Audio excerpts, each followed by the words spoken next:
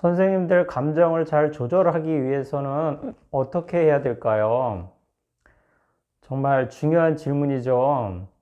우리는 하루 동안 또한 우울하고 또 불안하고 슬프고 많은 부정적인 감정을 느끼고 있어요. 특히 이것이 건강하게 잘 관리하지 못하면 어떤 우울증이나 어떤 불안장애, 심리적인 문제를 일으키곤 하죠. 흔히들 내가 마음이 너무 괴로워서 또 병원에 가면 의사는 이 약 드세요. 그러면은 고통감이 줄어들 겁니다. 하고 약을 처방해 주고 있어요.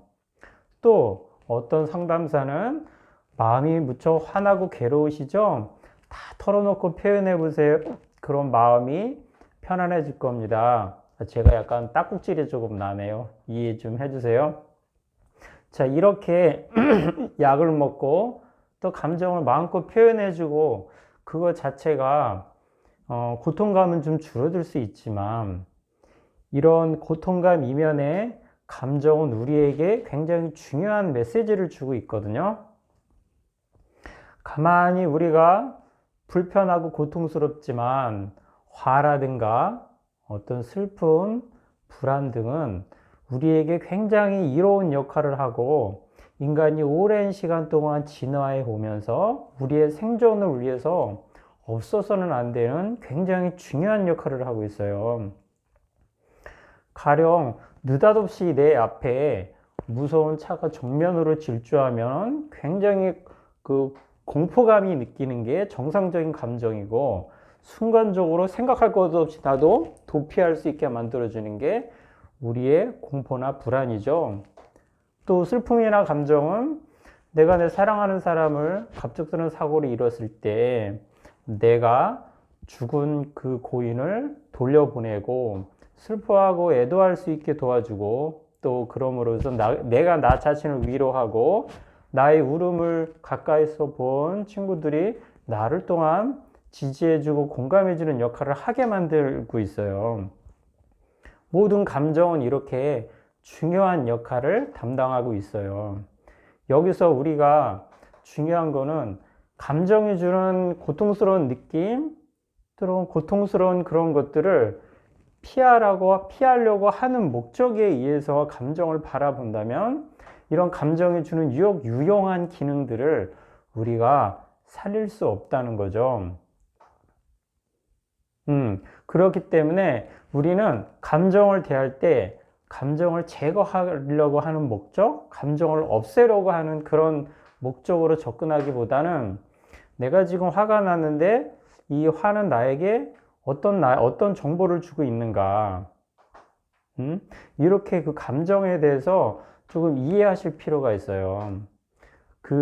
가령 내가 지금 화가 났을 때 내가 내 안에 있는 내 마음 상태에 관해서 또는 내 외부 환경에 대해서 어떤 정보를 주고 있는가, 그 자체를 스스로 물어볼 필요가 있는 거죠. 여기서 화라는 감정이 중요한 기능은 내가 어떤 특정한 목표 달성에 실패했을 때 또는 좌절했을 때 자존감의 상처를 받았을 때 느끼는 감정이 바로 화예요.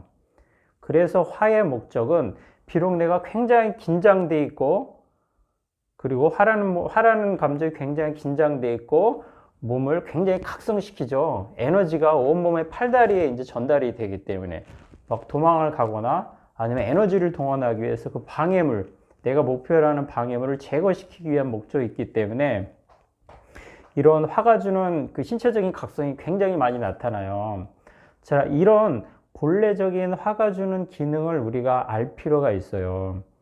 가령 친구가 내가 가까이 믿고 있는 친구가 나 모르게 아무도 없는 곳에서 나를 모욕하고 험담하고 다녀요. 그럼 내가 화가 나는 게 맞죠? 그죠? 만약에 이게 나를 험담하고 돌아다니는 그 친구가 내가 화가 났는데 이 화라는 감정이 너무 싫어. 다루지를 못해. 그리고 감정을 건강하게 다루는 기술들을 어릴 적부터 배우지 못해. 그리고 화를 낼 때마다 죄책감을 느껴. 화가 나는 화를 더 화가 나게 하고 그래서 내가 화가 주는 고통감을 그냥 제거해 버리겠다는 생각으로 화를 바라보면은 나는 마음의 병을 얻을 수가 있어요. 아, 내가 지금 화가 왜 났지? 그 친구가 내가 없는 곳에서 나를 험담했기 때문에 내가 화가 났구나. 그래서 그 친구를 찾아가서 해명을 요구를 하고 사과를 받게 하는 게 바로 화의 목적이에요. 자, 여기서 중요한 거는 여기 변주법적 행동치료가 할 수 있는 게 이 상황에서 굉장히 사실에 적합한 정도, 친구가 나에게 험담해서 내가 지금 화라는 감정이 느끼는데 그 화라는 감정을 폭발적으로 아니면은 내질르듯이 상대방한테 과흥분 상태에서 상대방한테 화를 표현한다 그러면은 이거는 우리의 목표 달성을 위해서는 적절하지 않죠. 그죠?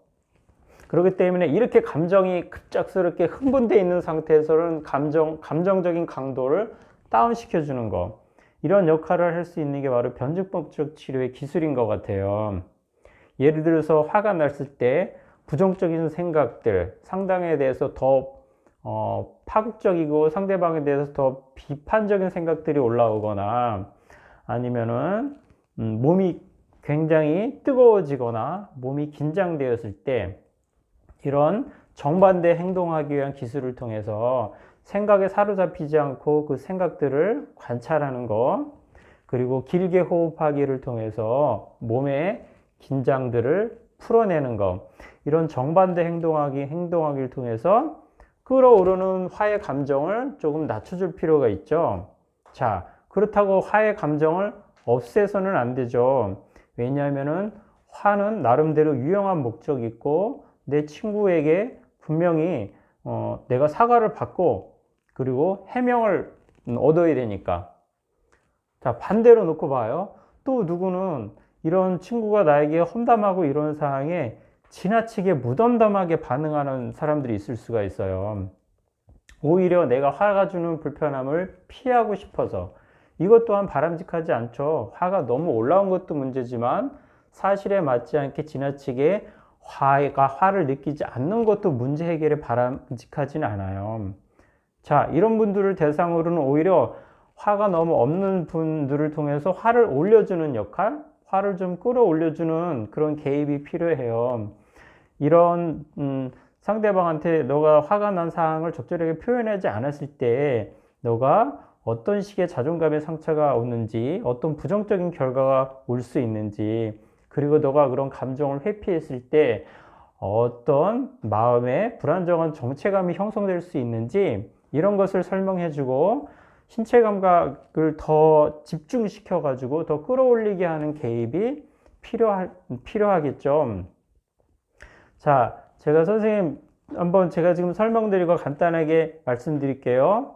화는 우리를 유용하게 문제를 해결할 수 있게 도와주는 건강한 감정이에요. 우리가 느끼는 불안이나 분노, 슬픔 이런 감정은 물론 그 감정이 느끼는 불편감은 있을 수 있지만 우리를 안내해주는 굉장히 유용한 안내자 역할을 해주고 또 안정된 자기 정체감을 느끼게 해줘요. 나는 누구인가 이런 것에 드는 그런 안정적인 정체감은 내 감정을 편안하게 느끼고 그런 감정들 편안하게 활용할 때 이런 안정된 정체감에 토대가 잡히는 것 같아요.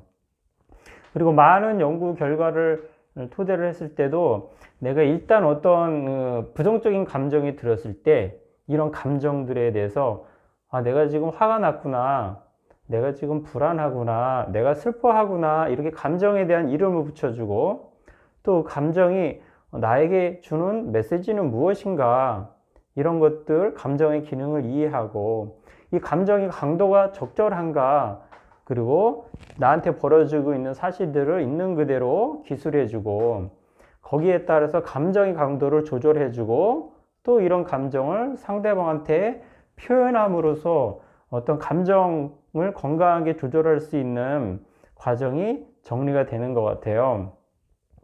제가 오늘 목이 약간 잠긴 상태에서 녹음을 조금 빨리 한 것 같은데 그래도 선생님 제가 어떤 말을, 어떤 설명을 하고 싶은지는 충분히 전달을 했을 거라고 생각이 들어요.